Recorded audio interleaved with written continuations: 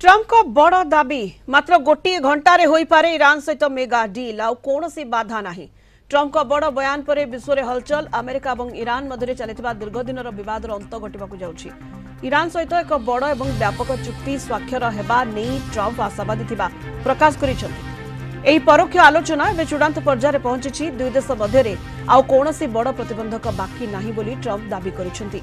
Trump कहते आलोचन आउ कौन जटिलता बा प्रतिबंधक नहीं, एक सुदृढ़ सफल और शक्तिशाली चुक्तिर अति निकटतर होइछु।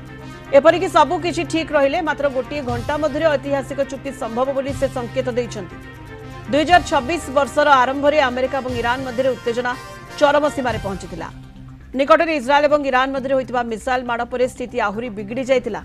वर्तमान अस्त्रविरति जारी रहितिबा बेले अमेरिका नौसेना जरिया चाप प्रयोग करने सहित कूटनीतिक स्तर में आलोचना जारी रखिछि।